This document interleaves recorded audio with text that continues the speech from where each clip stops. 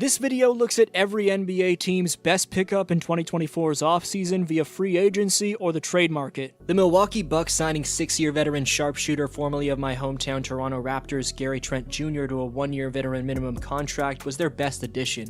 This was a summer where the Bucks also signed Taurean Prince and DeLon Wright. Trent is an upgrade over Malik Beasley on the wing and gives Milwaukee a solid fourth option next to Giannis, Dame, and Middleton. In the recent blockbuster with the Knicks, in addition to getting Donte DiVincenzo and a future first-round pick via the Pistons, the Minnesota Timberwolves landed 3-time All-Star, 2-time All-NBA player and 2021's MIP Julius Randle. In January, before missing the rest of the season with a shoulder injury, Don Julio posted 25 points, 8 rebounds, and 5 assists per game in that month. They gave up a lot in Towns, but Randle seemed to be peaking before he got hurt. We'll see how he fits next to Ant. The OKC Thunder acquired Alex Caruso in a trade for Josh Giddey, but their best pickup was snagging former New York Knicks center Isaiah Hartenstein on a 3-year deal worth $87 million. Despite being first in a stacked Western Conference, the Thunder were the second worst team in the league in offensive rebounding. Hartenstein ranked number 5 among players in that category, so he was the ideal fit. iHeart provides Chet Holmgren with an elite backup, making the young Thunder that much more dangerous. In what was the NBA's first ever 6-team deal, Klay Thompson going to the Mavericks in a sign and trade puts an end to the Splash Brothers era and puts Klay next to Luka and Kyrie. In his last 10 regular season games leading up to the play-in tournament, Thompson averaged 22 points per game and shot 41% from three-point range on over 10 triples attempted on average. Lonnie Walker going to the Celtics was Boston's best pickup, as Walker looks to make the team during the preseason. Walker said that he'd be fine playing for Boston's G League affiliate, but would be a nice weapon off the reigning champions bench if he did make the team. You can always use an extra punch of scoring, and that's what President Brad Stevens was going for here. This offseason, the Atlanta Hawks prioritized shoring up their 27th ranked defensive rating from last year by acquiring Larry Nance Jr. and Dyson Daniels.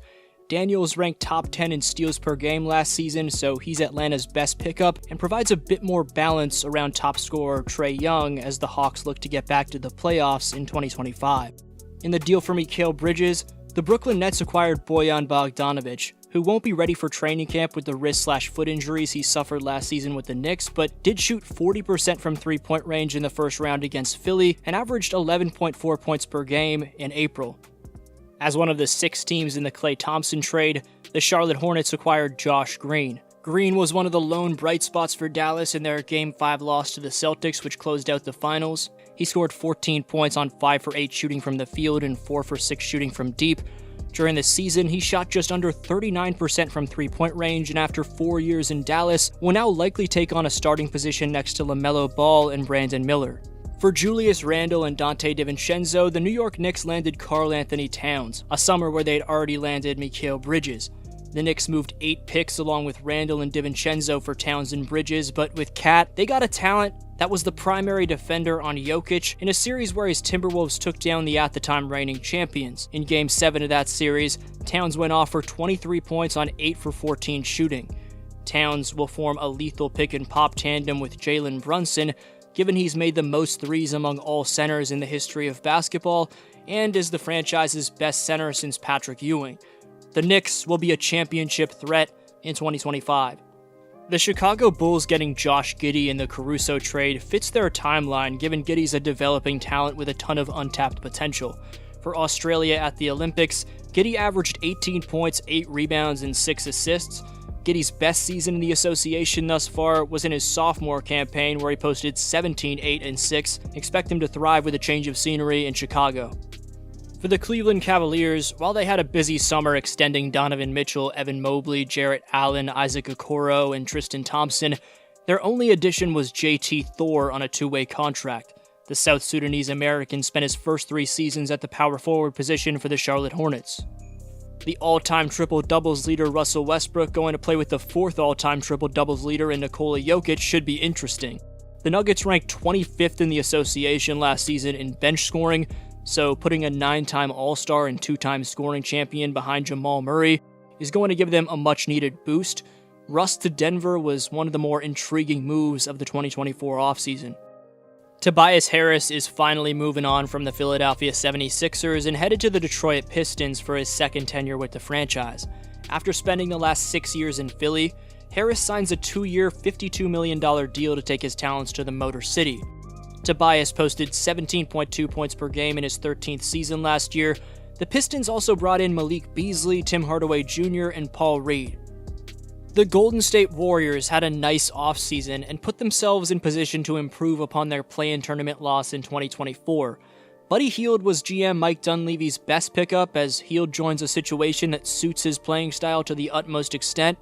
Hield's had 5 seasons where he's made at least 250 threes, the second most in NBA history, only trailing his new teammate, Stephen Curry. After a busy offseason in 2023 where they picked up Fred VanVleet, Dylan Brooks, Jock Lawndale, and Jeff Green, the Rockets were quiet in 2024's offseason. They did acquire AJ Griffin from the Hawks in exchange for a second-round pick at June's draft, but Griffin's since retired from basketball. After making the Eastern Conference Finals, the Pacers had a quiet offseason, but did sign former Golden State Warrior James Wiseman to a 2-year deal, giving them a third-string center behind Miles Turner and Isaiah Jackson. Philly has through and through trusted the process. One of this offseason's major blockbusters was Paul George joining Joel Embiid and Tyrese Maxey in Philadelphia on a 4-year deal worth $212 million. Both George and Embiid are injury-prone, but on paper, the Sixers are now one of the most stacked teams in basketball. The addition of a 6-time All-NBA player and 4-time All-Defensive Team player entails the Sixers will be a top contender if they can stay healthy.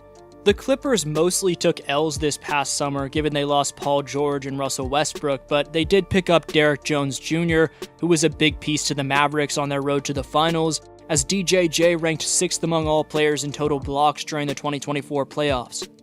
It was between returning to the Raptors or going to LA in the end for 7'1" Cameroonian center Christian Koloko, who had taken a year off due to a blood clotting issue in 23-24, and he chose the Lakers.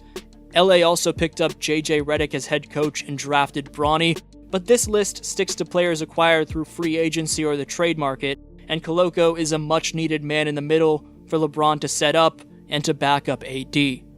They did draft Zach Edey, who should be a good fit, but the Memphis Grizzlies had a quiet offseason as the franchise's only new player acquired through either free agency or the trade market for 24-25 is Mamadi Diakite, who signed a 2-way contract, a journeyman big who's set to play for his 6th team in 5 seasons.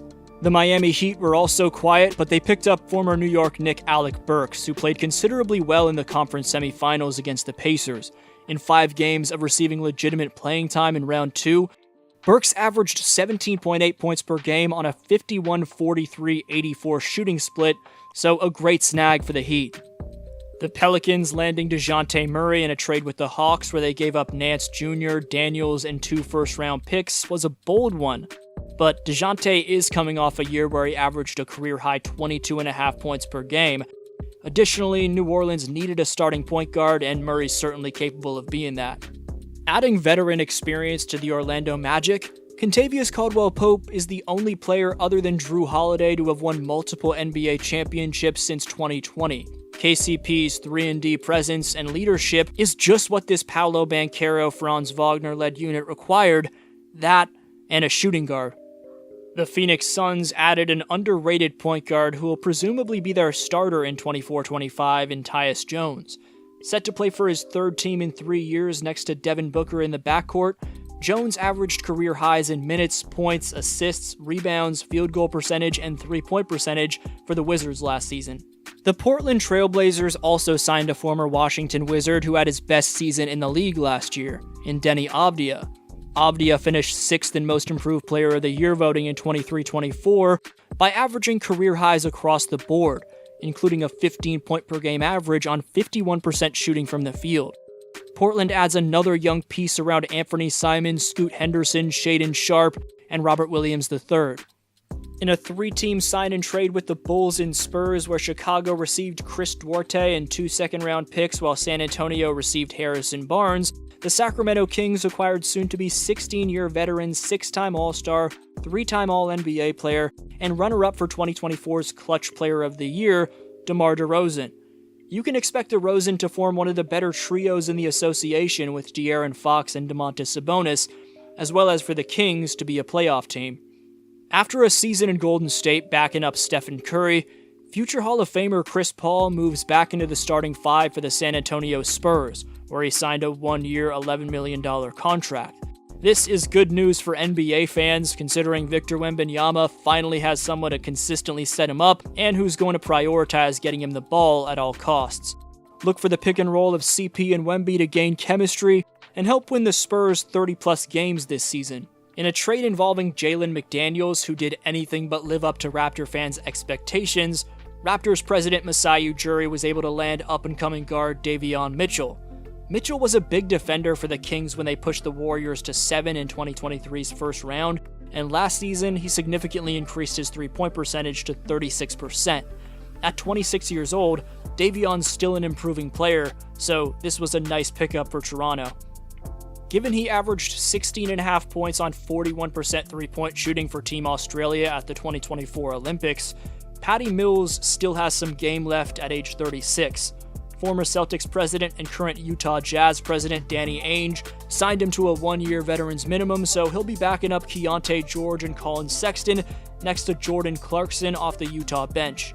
2017's Rookie of the Year and 2023's Sixth Man of the Year Malcolm Brogdon will play for his fourth different team in 4 seasons after being moved in a sign-and-trade from Portland to Washington in exchange for Denny Avdia, where he was moved alongside 2024's 14th overall pick Carlton Carrington and 3 future picks, including a first-rounder. Brogdon's expected to play alongside Jordan Poole in the Wizard backcourt, and next to rookie Alex Sarr, as well as Kyle Kuzma and another first-year Wizard in Jonas Valanciunas in the starting 5. Let me know the best pickup in your opinion down below. Leave some video suggestions as well. This was your boy D-Flow. Thank you the world for watching, and I'll see you next video.